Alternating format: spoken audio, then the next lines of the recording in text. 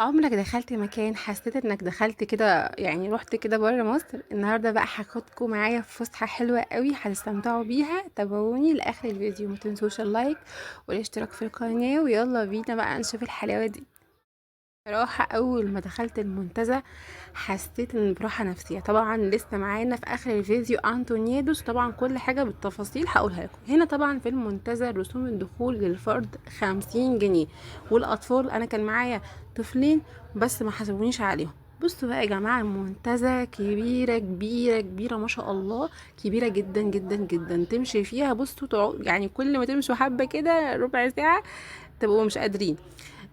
طبعا هنا انطونيادس، بس انا هكلمكم دلوقتي على المنتزه. يعني كل ما تمشي في المنتزه دي عايزين لك ساعتين ثلاثه كده عشان تمشي فيها وتخلص. كبيره ورجلك توجعك من كتر المشي، بس تحفه تحفه تحفه. تمام. ورحت كمان انطونيادس، انا هتكلم في الاثنين. وكمان رحت انطونيادس رسوم الدخول بتاعها 30 جنيه. عايزه اقول لكم ان انطونيادس دي يعني جنبها بالظبط، او في وشها او في ظهرها، مش فاكره بالظبط إيه النزهه. طب بس طبعا النزهه بتخلص الساعه 5 بتقفل. انطونيادس بقى، انطونيادس مش انطونيادس. رسوم الدخول الفرد 30 جنيه، والطفل من 3 سنين عليه 30 جنيه. مش عارفة ليه، يعني المفروض أصلا من 5 سنين أو 6 سنين على الأقل، ده اللي أعرفه يعني. بس هو لأ، هما كاتبين كده رسوم الدخول للطفل كمان 30 جنيه، يعني كل واحد يدفع 30 جنيه. وشفت القطر، وبصراحة تحفة جدا، ومساحة واسعة وكبيرة. بس طبعا المنتزه أكبر بكتير بكتير بكتير.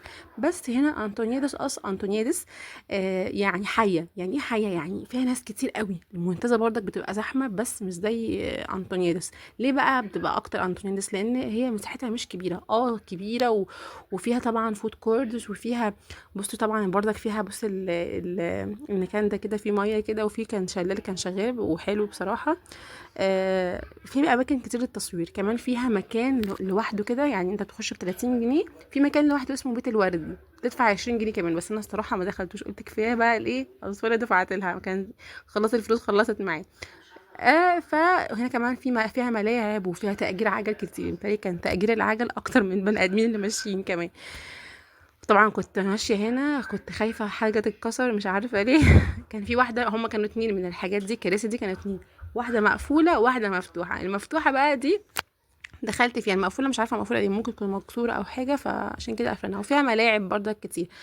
ف بس انا رحت الاتنين، وكنت اسمع كتير جدا عن انطونيادس.